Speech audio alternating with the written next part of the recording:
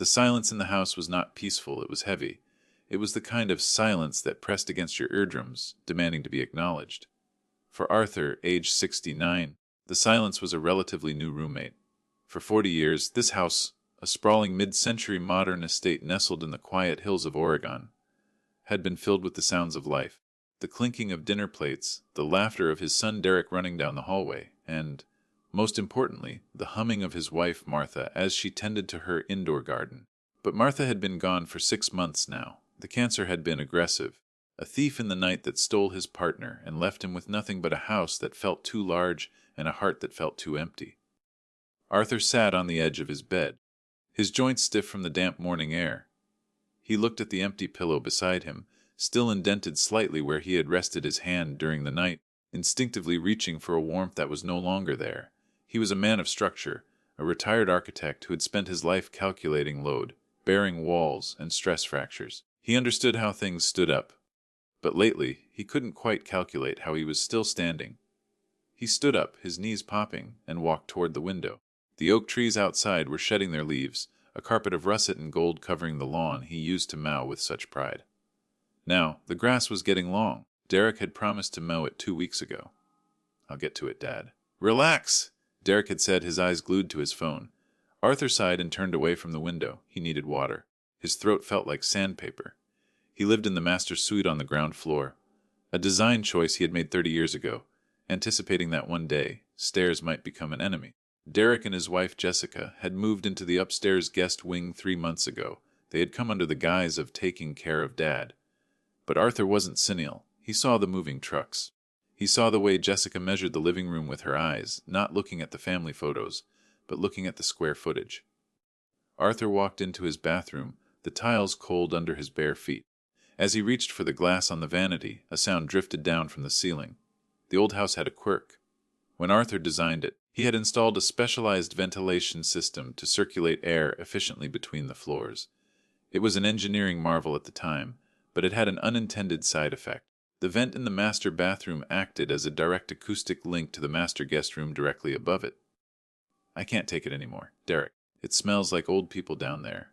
Arthur's hand froze halfway to the glass. It was Jessica. Her voice wasn't shouting, but it was sharp, cutting through the ventilation shaft with crystal clarity. "Jess, keep it down." Derek's voice mumbled, sounding muffled, likely buried in a pillow. "He's got good hearing." "His half. Deaf and you know it," Jessica snapped. "And don't shush me. We've been here 3 months, Derek. 3 months of walking on eggshells. You said this would be quick. You said he was deteriorating." Arthur stood paralyzed. He wasn't deteriorating. He was grieving. There was a difference. He stared at his reflection in the mirror. The gray stubble, the deep lines etched around his eyes. Did he look like a man who was falling apart, or did he just look like a man who missed his wife? "He is struggling, Jess," Derek said, though his voice lacked conviction. "He forgot to turn the stove off last week." "I didn't forget. The pilot light went out." Arthur whispered to himself, a flash of indignation rising in his chest. "Exactly." Jessica continued upstairs. "It's dangerous. Look, I spoke to that agent again yesterday. The market is peaking, Derek. This house sits on 2 acres of prime land. Do you know what we could get for this? We could pay off the credit cards, get a place in the city, and still have enough to put him in that facility in Oakwood." Arthur's breath hitched. Oakwood. It was a state-funded nursing home 3 towns over. It wasn't a care facility, it was a warehouse for the forgotten. He had visited a friend there once. The smell of urine and boiled cabbage had never left his nose. "I don't know, Jess. It's his house. He built it." "And he can't maintain it!" Jessica's voice rose, vibrating the vent cover slightly. "Derek, look at our bank account. We are drowning. You lost the contract, and I can't support us and your father on my salary. We need the equity. We need to get him to sign the power of attorney. You said he trusts you." "You said he's soft."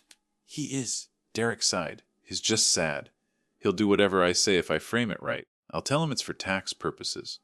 Or to protect the assets. Do it today," Jessica commanded. "I want this house listed by next month. I can't spend another winter in this depressing mausoleum." Arthur slowly lowered his hand. He didn't drink the water. The thirst had been replaced by a cold, hard knot in his stomach. He had built this house with his own hands. He had laid the foundation while Martha was pregnant with Derek. He had designed the nursery so the morning light would hit the crib just right. He had paid for Derek's college, his first car, his wedding, and his failed business ventures. And this was the return on his investment. Arthur looked at his reflection again. The sadness in his eyes was still there, but something else was creeping in behind it. A steeliness. The look of an architect who realizes the foundation is rotten and needs to be condemned. He walked out of the bathroom, moving quietly. He didn't storm upstairs. He didn't scream. That wasn't his way. He sat back down on the edge of the bed, placed his hands on his knees, and waited. If they wanted to play a game of structure and stability, they had forgotten who they were dealing with. They were dealing with the man who drew the blueprints. An hour later, Arthur walked into the kitchen. He was dressed in a crisp button-down shirt and slacks. Even in retirement, even in grief, Arthur believed in the dignity of presentation. Martha used to tease him about it. Going to a board meeting, Artie. She would ask when he wore a tie to breakfast. The kitchen was a mess. Dirty dishes from the night before were piled high in the sink. Dishes Arthur hadn't dirtied. A carton of milk had been left out on the counter, sweating in the morning sun. Jessica was sitting at the island, scrolling through her phone, a vape pen in one hand and a mug of coffee in the other. She didn't look up when he entered. "Good morning," Arthur said, his voice steady. Jessica flicked her eyes up for a fraction of a second. "Morning. Coffee's in the pot, probably cold by now." Arthur walked to the coffee maker. It was indeed off. The dark liquid at the bottom was lukewarm sludge. He poured a cup anyway, drinking it black. He preferred the bitterness today. It matched his reality. Derek entered a moment later, looking disheveled in a bathrobe. He looked tired, the bags under his eyes heavy. Guilt, Arthur wondered. Or just a hangover. "Hey, Dad!" Derek mumbled, opening the fridge and staring blankly into it. "Derek." Arthur nodded. "How did you sleep?" "Fine, fine." Derek grabbed the milk carton from the counter, realized it was warm, and shoved it back into the fridge anyway. "Listen, Dad, we need to talk later. About some paperwork." Arthur took a slow sip of the cold coffee. He watched his son. He remembered teaching Derek how to ride a bike in the driveway. He remembered holding Derek when he scraped his knee. When had that boy become this man? A man who would shove warm milk into a fridge and his father into a warehouse. "Paperwork?" Arthur asked, feigning confusion. "Is it about the utility bill? I thought I paid that." Jessica snorted softly, not looking up from her screen. "No, Arthur, it's not the utility bill. It's about helping you manage things. You're getting forgetful." Arthur turned his gaze to her. "Am, you left the back door unlocked last night." Jessica lied. The lie came so easily to her lips, smooth and practiced. Arthur knew he hadn't. He checked the locks every night at 900 p.m. It was a ritual, but he didn't argue. He needed them to think he was losing his grip. I see." Arthur stammered, drooping his shoulders intentionally. "I must have forgotten. My mind. It hasn't been the same since Martha passed." Derek looked away, a flash of shame crossing his face, but Jessica pounced. She put her phone down, her eyes gleaming with predatory sympathy. "Exactly," she cooed, her voice changing pitch to a patronizing tone one might use for a toddler. "We're just worried about you, Arthur. This house, it's so big, so much maintenance. It's overwhelming for you, isn't it?" "It is a lot of work," Arthur admitted. "For you," he thought, "because you don't do any of it." "We were thinking," Derek started, taking a seat and avoiding Arthur's eyes. "It might be better if we consolidated things. Put the house in a trust, maybe, or under my name. Just so I can handle the bills and the taxes for you, so you don't have to worry. And the repairs," Jessica added. "The roof needs doing. That's $20,000, Arthur. Do you have $20,000 lying around?" Arthur had a retirement portfolio worth nearly $2 million, meticulously managed and accruing interest. But to them, he was just a pensioner living on Social Security. He had never discussed his full finances with Derek. He believed money should be private. 20,000. Arthur repeated, widening his eyes. "Oh dear. No, I don't think I have that in the checking account." Jessica kicked Derek under the table. Arthur saw the motion. "Don't worry, Dad," Derek said quickly. "If you sign the control over to me, I can take out a loan against the equity to fix the roof. We can save the house." "Save the house," Arthur thought. "You mean sell the house." "I trust you, Derek," Arthur said softly. "You're a good boy." The room went silent. The compliment hung in the air like a guillotine blade. Derek flinched. "Right. Thanks, Dad," Derek whispered. "I'll have the papers ready tonight." Jessica said, standing up abruptly. "I have to get to work." She didn't clear her mug. She didn't push in her chair. She grabbed her keys and marched toward the door. "Make sure he eats something, Derek. He looks frail." The door slammed shut. Arthur looked at his son. "Are you hungry, Derek? I can make eggs." "No, Dad. I'm not hungry," Derek said, rubbing his face. I'm going to go shower. He left Arthur alone in the kitchen. Arthur stood in the center of the room he had designed for family gatherings.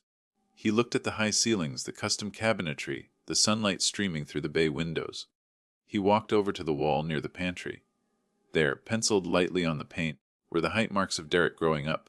Age 5, age 8, age 12. Arthur reached out and touched the mark for age 12. I failed you, Arthur whispered to the wall. I gave you everything, but I forgot to teach you how to earn it.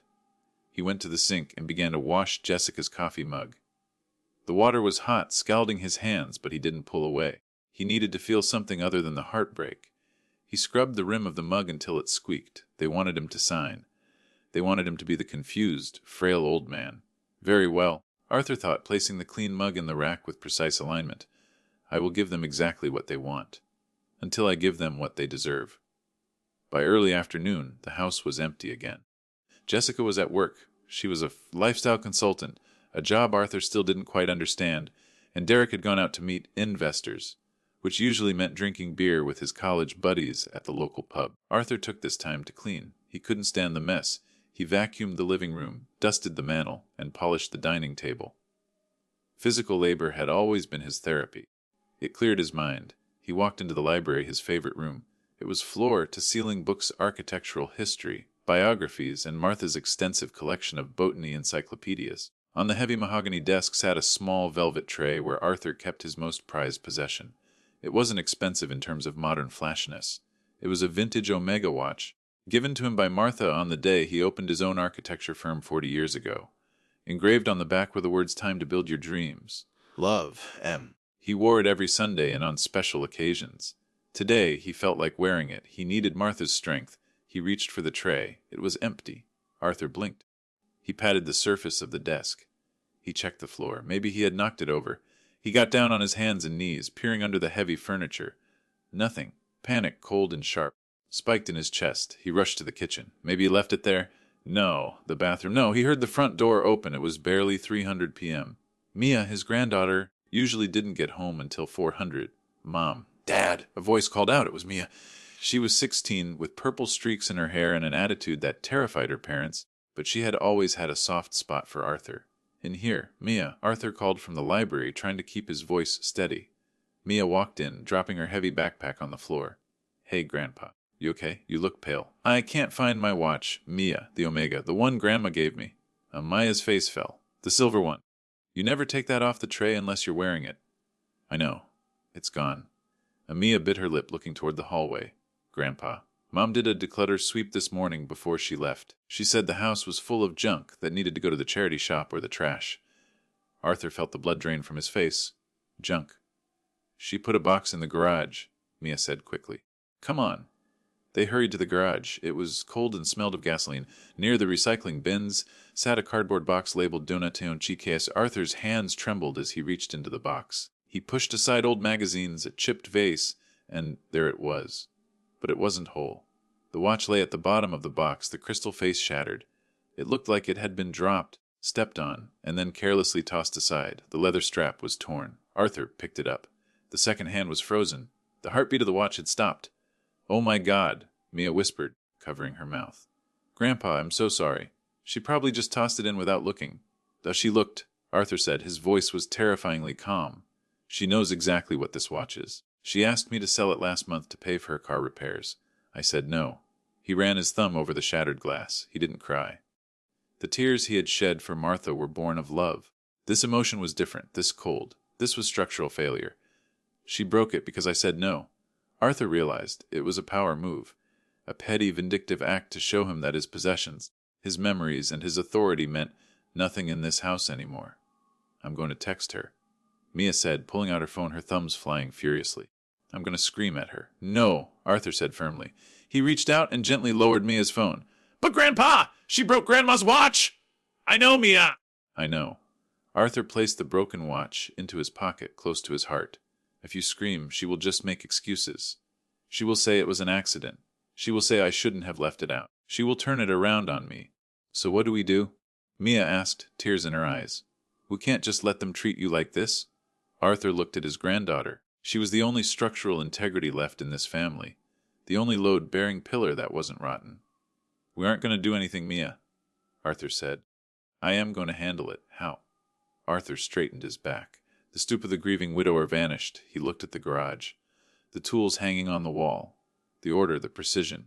He was an architect. He solved problems, and Derek and Jessica were a problem. I need to make a phone call, Arthur said, and I need you to do something for me. Can you keep a secret? Yes, Mia nodded violently. Good tonight. At dinner, I am going to agree to everything they want. I am going to be the tired, confused old man they think I am. Why? Because, Arthur said, a cold glint in his eye, when you want to demolish a building safely, you don't just swing a wrecking ball. You weaken the foundation first, while everyone is still inside. Arthur turned and walked back into the house. He went straight to his room, locked the door, and pulled an old, leather-bound address book from his nightstand. He flipped to the letter S. Simmons, Robert, attorney at law. He dialed the number. Robert, Arthur said when the line clicked open. It's Arthur. Yes, it's been a while. I need to update my will. And I need to draft a very specific sales contract. No, not for me. For my son. Arthur looked at the vent in the ceiling. I'm afraid I have a pest problem, Robert, and it's time to fumigate. The rain in Oregon didn't just fall, it wept against the glass. It was a rhythmic drumming that Arthur usually found comforting, a sound that reminded him of Sunday afternoons with Martha, reading by the fire. Today, however, the rain served a different purpose. It was a curtain. Jessica had taken the luxury SUV to the city for a spa day, an expense she claimed was necessary for her mental health while dealing with the stress of the situation. Derek was supposedly at a job interview. Though Arthur knew he was actually at the driving range, he had seen the golf clubs quietly move to the trunk of Derek's sedan earlier that morning. The house was empty. The stage was set. At 10:15 a.m. sharp, a nondescript gray sedan pulled into the long, winding driveway. It parked around the back, near the detached garage, out of sight from the main road. Arthur opened the back door before the bell could ring. Robert Simmons stood there, shaking a wet umbrella. At 70 years old, Robert looked like a badger who had been forced into a suit. Short, stout, with thick silver eyebrows and eyes that missed absolutely nothing. He had been Arthur's attorney for 30 years and his friend for 40. Arthur, Robert grunted, stepping inside and wiping his feet on the mat with vigorous precision. You look like hell. Good to see you too, Robert, Arthur replied, a small, genuine smile touching his lips for the first time in weeks. Coffee, black, and strong. I reviewed the files you sent over via that encrypted email. Arthur, are you sure about this? They sat in the library, the heavy oak doors closed and locked. Arthur poured the coffee. His hands were steady. The trembling he displayed in front of Jessica was gone. I'm sure, Arthur said. They broke Martha's watch, Robert. But that was just the symptom. The disease is entitlement. They don't see a father. They see an ATM with a pulse. Robert opened his leather briefcase. It smelled of old paper and tobacco, a scent that grounded Arthur. Robert pulled out a thick stack of documents. All right, let's review the architecture of this demolition, Robert said, clicking a gold pen. Currently, the deed to this estate is in your name. Your liquid assets, the retirement accounts, the bonds, are also in your name. If you sign the power of attorney they are demanding, they can legally drain those accounts and sell this house on your behalf for your care.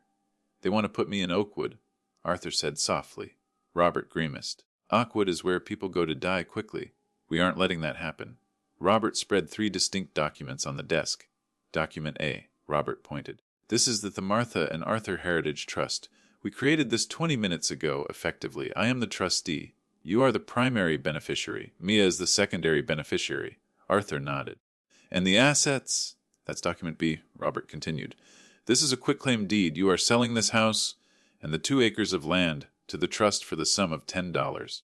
Once we file this with the county clerk tomorrow morning at 8:00 a.m., you will no longer own this home. The trust will. You will merely be a tenant with a lifetime lease. Arthur ran his hand over the paper. So if I sign the house over to Derek and Jessica 3 days from now, you'll be signing over property you don't own. Robert smiled a sharp, predatory expression. It's a null deed. It's worthless. It's like selling someone the Brooklyn Bridge. They can sign it, frame it, and dance on it. It means nothing. But they won't know that until they try to record it or sell it. And the money transferred, Robert said. I've already initiated the wire to the trust's holdings account. By tomorrow, your personal checking account will have exactly $2,000 in it. Enough to look normal, not enough to steal. Arthur leaned back in his chair. The structural integrity of the plan was sound. It was a load-bearing trap. There is one more thing, Arthur said. The coup de grace. I need document C. Robert hesitated. He pulled a thinner folder from the bottom of the stack. This is the dangerous one, Arthur. This is the confession of judgment, disguised as a loan agreement. If they sign this, they think I'm senile, Robert. Arthur interrupted. They think I don't read the fine print anymore. They think they are the ones tricking me. Arthur took the document. It was a promissory note. To the untrained eye, it looked like Arthur was agreeing to loan Derek money for his business. But the clauses were beautiful. If they sign the papers I give them, Arthur said, his eyes hard, they lose everything? Not because I took it, but because they got greedy. It's a ruthlessly efficient plan. Arthur, Robert said, closing his briefcase. Martha would have loved it. She hated when people didn't use coasters. She'd hate this mess even more. Arthur stood up and looked out the window. The rain was stopping. One more thing, Robert. I need you to hire a private investigator. I need photos. If Jessica is meeting investors or if Derek is working late, I need proof. Already done, Robert said, standing up. I have a guy. He's been parked down the street for 2 days. You'll have the file by Friday. Robert walked to the door, then paused. You know, Arthur, you could just kick them out. You don't have to go through this charade. If I kick them out, they will play the victim. Arthur said, turning to face his friend. They will tell the family I'm crazy. They will sue for guardianship. They will drag Mia through the mud. No, I need them to think they've won. I need them to pull the trigger themselves. That way, when the gun backfires, they have no one to blame but themselves. Robert nodded, a silent salute. I'll file the trust deed tomorrow morning. By the time they serve you the papers at dinner, the house will already be gone. Arthur watched his friend leave. The house was quiet again. But it wasn't empty. It was filled with the silent, invisible weight of a trap waiting to be sprung. Arthur went to the kitchen, took a frozen lasagna out of the freezer, and placed it on the counter to thaw. He needed to look pathetic when they got home. He messed up his hair. He unbuttoned his collar. He sat in the armchair and stared at the blank TV screen. Waiting. The dinner table was set with a performative elegance that made Arthur's stomach turn. Jessica had bought flowers, cheap supermarket carnations, and placed them in a crystal vase she had found in the back of a cupboard. She had cooked a roast, something she hadn't done in the 3 months she had lived there. The smell of rosemary and garlic filled the air, masking the scent of betrayal. Arthur sat at the head of the table. He wore an old cardigan, one with a missing button. He kept his hands shaking slightly as he reached for his water glass. This is delicious, Jessica, Arthur mumbled. Thank you. Oh, it's nothing, Arthur, Jessica beamed. Her smile didn't reach her eyes. Her eyes were calculating, scanning him like a predator scanning a wounded gazelle. We just wanted to have a nice family dinner. We know how hard things have been for you lately. Derek was drinking wine, rapidly. He had already finished 2 glasses and was pouring a third. He couldn't look at Arthur. He kept his eyes on his plate, cutting his meat into tiny, unnecessary pieces. So, Dad, Derek started, his voice thick. Jess and I were talking today about the future. The future? Arthur asked, blinking slowly. Yes, Jessica interjected, leaning forward. She placed a hand over Arthur's trembling one. Her skin was cold. We're worried. Arthur, you're forgetting things. The watch, the unlocked doors, the stove. It's not safe for you here alone. I try to be careful, Arthur stammered. We know you do, Jessica soothed. But this house, it's a burden. The taxes, the repairs. Derek and I, we want to lift that burden from your shoulders. We want you to relax, to enjoy your golden years without worrying about a leaking roof or a property tax bill. Arthur looked down at his plate.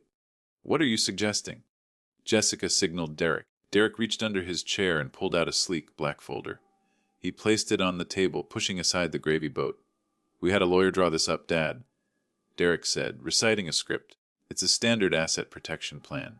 Basically, you transfer the title of the house to us. We take over the mortgage. Well, there is no mortgage, but we take over the taxes and insurance. We handle everything.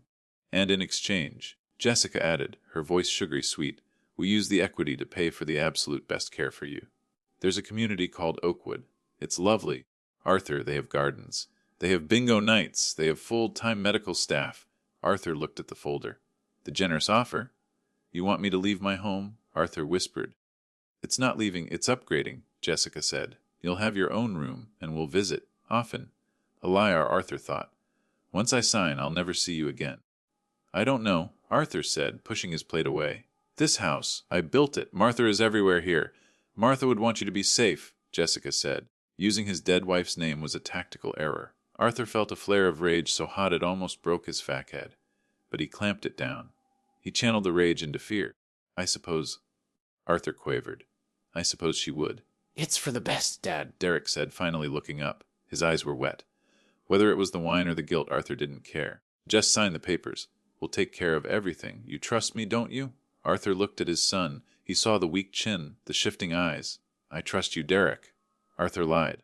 You're my son. Jessica opened the folder. Inside were 2 documents, a quitclaim deed and a durable power of attorney. We have a notary coming over in an hour, Jessica said, checking her watch. A friend of mine. She can witness everything right here. No need to go to a dusty office. Tonight, Arthur asked. It seems so fast. The market, Arthur, Jessica pressed. Rates are shifting. If we don't secure the asset transfer now, we might lose tax benefits.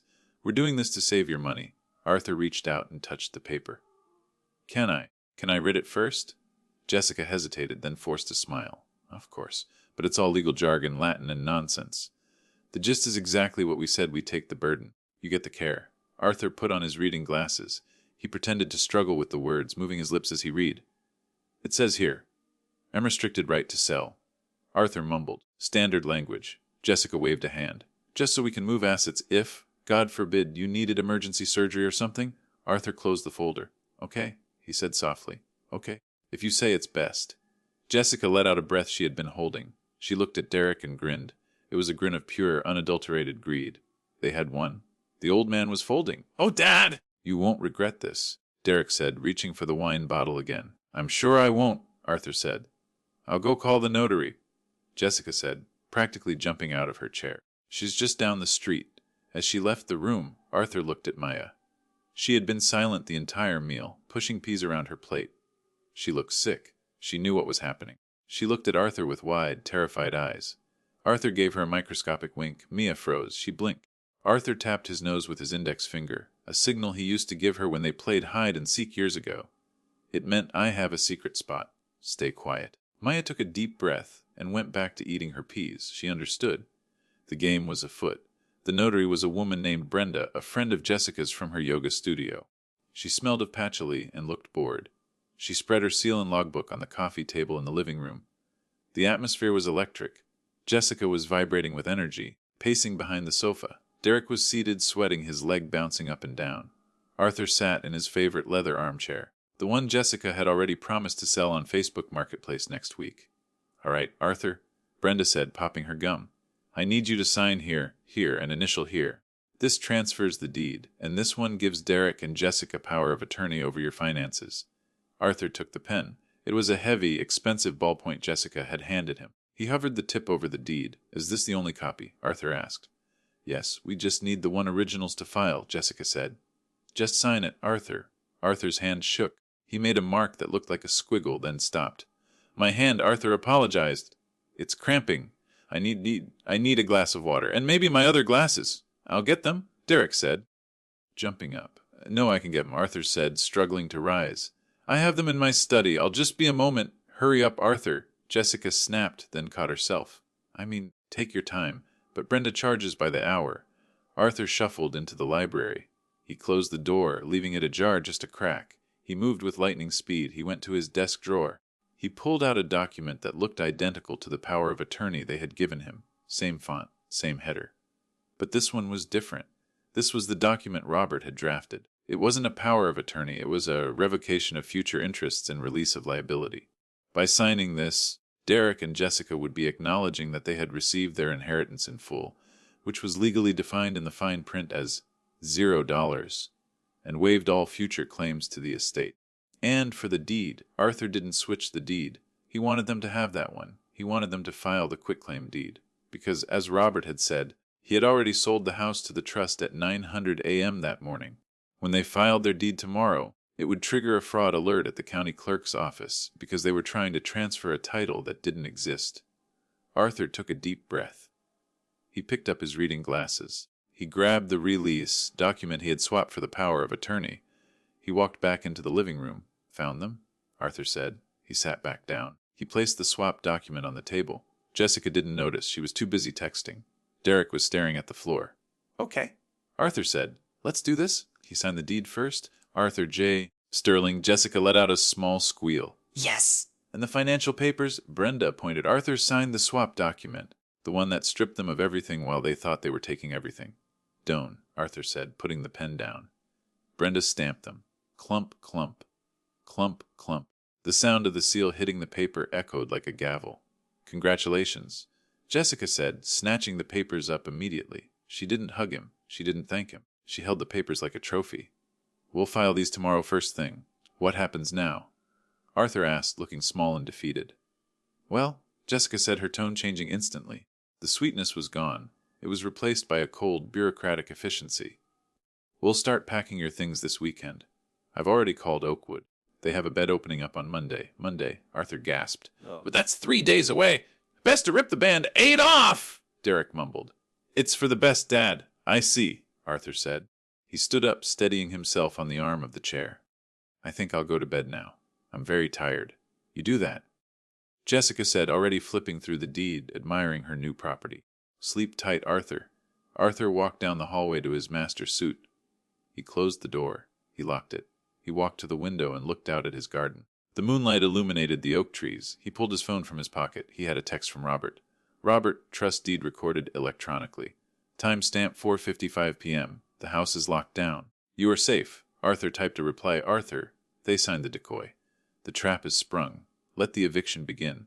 He set the phone down on the nightstand. He looked at the empty pillow beside him. I did it, Martha, he whispered. They think they buried me. They don't realize I'm a seed. He slept better that night than he had in months. Upstairs, he could hear the faint sound of champagne corks popping. Derek and Jessica were celebrating their victory. They had no idea that they were drinking to their own demise. Monday arrived with a cruel kind of beauty. The sky was a piercing blue, the kind that usually signaled a fresh start. For Jessica and Derek, it was supposed to be the first day of their new lives as the masters of the Sterling estate. Jessica had taken the day off work. She had scheduled a pre-listing consultation with a high-end real estate agent named Marcus at 1100 a.m. She spent the morning walking through the house with a clipboard, making a list of Arthur's furniture that needed to be thrown out to stage the property effectively. That hideous recliner goes, she muttered, checking a box. The dusty books in the library. Trash. The old drafting table, maybe vintage value, we'll see. Derek had left early to go to the bank. His task was to use the power of attorney to transfer Arthur's savings into a joint account they controlled. For safekeeping, they called it. In reality, they had nearly maxed out their credit cards celebrating over the weekend. Arthur was sitting on the back patio sipping tea. He watched Jessica pacing the living room through the glass doors. She looked like a general surveying a conquered battlefield. He felt a pang of pity for her, but it was fleeting. Pity is a luxury you cannot afford when you are dealing with a termite infestation. At 10:30 a.m., Derek's car screeched into the driveway. He didn't park. He abandoned the vehicle, the door left wide open. He stormed into the house, his face a mask of purple rage and confusion. Jessica! He screamed. Jessica looked up. Annoyed. Keep it down, Derek. Marcus will be here in 30 minutes. You look like a maniac. The money! Derek yelled, waving a receipt. There's no money. Arthur took a slow sip of his tea. Here we go. What are you talking about? Jessica snapped. He has over $2 million in his portfolio. We saw the statements. I went to the bank. Derek was breathless, sweating profusely. I showed them the power of attorney. The manager, he looked at me like I was an idiot. He said the accounts were closed on Friday. All of them. Closed. Jessica dropped her clipboard. He can't close them. He's Senile! The manager said the funds were transferred to an irrevocable trust. Derek stammered. The Martha and Arthur Heritage Trust. And because the trust is a separate legal entity, my power of attorney is useless. It only covers Arthur as an individual, not the trust. Jessica's eyes went wide. She spun around and looked at the patio doors. Arthur was no longer sipping tea. He was looking directly at them. He wasn't smiling. He wasn't trembling. He was watching. The house, Jessica whispered. A cold dread washed over her. If the money is in a trust... A heavy knock on the front door interrupted them. That's Marcus, Jessica said, smoothing her hair frantically. Okay, calm down. We'll deal with the money later. We still have the house. We have the deed. We can sell the house and get the cash that way. As she opened the door, a fake smile plastered on her face. It wasn't Marcus. Standing on the porch was a tall man in a dark uniform, a process server. Jessica Sterling, he asked. Yes. And Derek Sterling. He's inside. You've been served, the man said, shoving a thick envelope into her chest. He turned and walked away without another word. Jessica tore the envelope open. Her hands were shaking so hard she ripped the paper. She pulled out a document stamped with the official seal of the county court. Notice TQITN via Sterling, Derek Sterling, and Jessica Sterling, occupants from the Martha and Arthur Heritage Trust, I owner. You are hereby notified that your tenancy at will is terminated effective immediately. You have 30 days to vacate the premises. What is this? Jessica screamed. We'll own this house! We signed the deed on Friday! Derek grabbed the papers from her. He flipped to the second page. It was a copy of a title record. Recorded date, Friday, 900 a.m. Owner, the Martha and Arthur Heritage Trust. He sold it. Derek whispered, his knees giving out. He slumped against the doorframe. He sold the house to the trust before we got him to sign our deed. That means... Jessica's voice was high and shrill. That means the deed we signed is worthless, a deep voice said from the living room. They both turned. Arthur was standing there. He was wearing his best suit, a charcoal 3-piece he usually saved for award ceremonies. He stood tall. The cane he had been using for weeks was nowhere to be seen. It's called a nullity, Arthur said, his voice filling the room with the resonance of a man who knows exactly where the load-bearing walls are. You cannot transfer a title you do not possess. By the time you forced that pen into my hand, I was already a tenant in my own home. And so were you. Yeah. Jessica stepped forward, her face twisted. You tricked us, you old fraud! You acted like you were losing your mind. I acted like a grieving father, Arthur corrected her, stepping closer. And you saw weakness. You saw an opportunity to strip the meat from the bones of a man you thought was dying. We were trying to help you! Derek cried, though the lie sounded pathetic even to his own ears. No, Derek, Arthur said, looking at his son with profound disappointment. You were trying to help yourselves. You broke your mother's watch. You planned to put me in a state warehouse. And you did it all while eating my food and living under my roof? We're not leaving, Jessica hissed. We have rights! We'll sue you. We have the contract. The financial agreement where you agreed to help us. Arthur laughed. It was a dry, humorless sound. Ah, yes, the contract, Arthur said. You mean the one where you released all future claims to my estate. Jessica froze. What? Check the document you signed, Jessica. You didn't read it, did you? You were too busy counting your commission. Arthur pulled a folded paper from his suit pocket. Revocation of future interests. Arthur read. Clause 40. The undersigned acknowledge that they have received full satisfaction for any and all inheritance claims and hereby waive any right to contest the validity of the trust. He dropped the paper on the floor at her feet. You signed away your inheritance, Arthur said. You get nothing. The house is in the trust. The money is in the trust. And the trust is for Mia. At the mention of her daughter, Jessica's face went pale white. Where is she? Jessica asked, looking around wildly. She's at school, Arthur said. Where she belongs. And when she comes home, she and I will be discussing her future. A future that doesn't involve watching her parents steal from her grandfather. You can't do this! Derek sobbed. Dad, please. We have nowhere to go. We're broke. Arthur looked at his son. He remembered the little boy who used to scrape his knees. But he also looked at the man who was willing to sell his father's dignity for a quick payout. You have 30 days, Arthur said coldly. I suggest you start packing. And this time, Derek, try mowing the lawn before you leave. The next 30 days were a blur of cardboard boxes and shouting matches, but Arthur remained an island of calm. He stayed in the master suite, locking his door at night, not out of fear, but out of a desire for peace. Robert, his lawyer, handled the communications. Every time Jessica tried to threaten a lawsuit, Robert would simply email her a PDF of the document she had signed, along with a reminder that contesting it would trigger a no contest clause that would force her to pay Arthur's legal fees. She was checkmated. On the final day, the moving truck idled in the driveway. It wasn't a professional moving company. They couldn't afford one. It was a rent truck that Derek was driving himself. The house echoed. The clutter Jessica had hated so much, the books, the vintage furniture, remained. It was their modern, cheap furniture that was being hauled out. Arthur stood on the porch, watching them load the last box. Mia stood beside him. She wasn't packing. 3 days ago, there had been a family meeting, a real one. Arthur, Mia, Derek, and Jessica. Arthur had made an offer. Mia stays. I will pay for her college. I will pay for her living expenses. She finishes high school here, in the home she grew up in. You two can go wherever you want. But if you try to take her against her will, I will petition for guardianship based on financial instability and emotional neglect. And with the evidence I have recorded from the vents, I will win. Jessica had screamed. Derek had cried, but Mia had simply walked over and stood next to her grandfather. Now, the truck engine roared to life. Derek rolled down the window. He looked 10 years older than he had a month ago. Dad, he started. Goodbye, Derek, Arthur said. He didn't say I love you. He didn't say good luck. He simply acknowledged the departure. Jessica didn't look at them. She stared straight ahead, her jaw set in a permanent scowl of victimhood. She would spend the rest of her life telling people how her hovel father-in-law stole everything from her. She would never understand that she had been the thief. The truck pulled away, crunching over the gravel, and disappeared down the road. Silence returned to the Sterling estate. But this time it wasn't the heavy, oppressive silence of grief. It was the clean, open silence of a blank page. Arthur took a deep breath. The air smelled of pine and damp earth. They're gone, Mia said quietly. Yes, Arthur nodded. They are. He looked down at his wrist. He was wearing a new watch. It wasn't an Omega, it was a simple, sturdy field watch Mia had bought him with her allowance to replace the one Jessica broke. He liked it better. It told the time just as well, and it carried no weight of the past, only the love of the present. Are you okay, Grandpa? I am, Mia. Arthur smiled, and this time it reached his eyes. I just have a little work to do. Work? You're retired. Architect is never retired, Arthur said, turning back toward the house that he had designed, built, defended, and now reclaimed. I have to redesign the guest wing. I'm thinking a painting studio for you. The light is excellent in the afternoons. Mia grinned. I'd like that.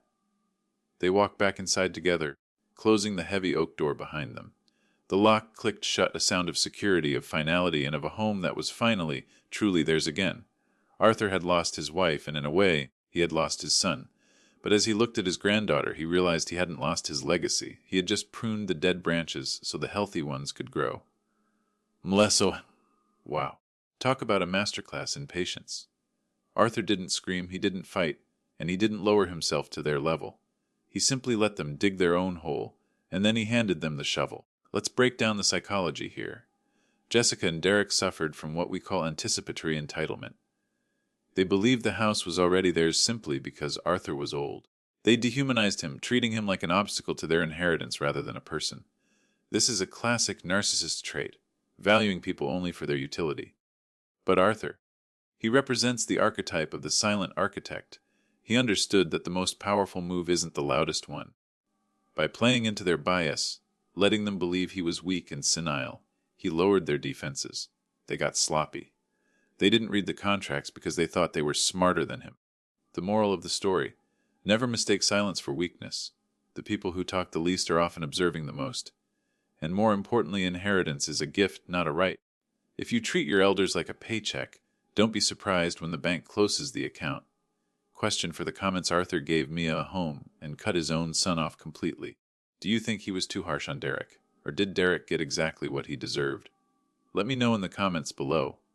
And don't forget to like and subscribe for more stories of sweet revenge.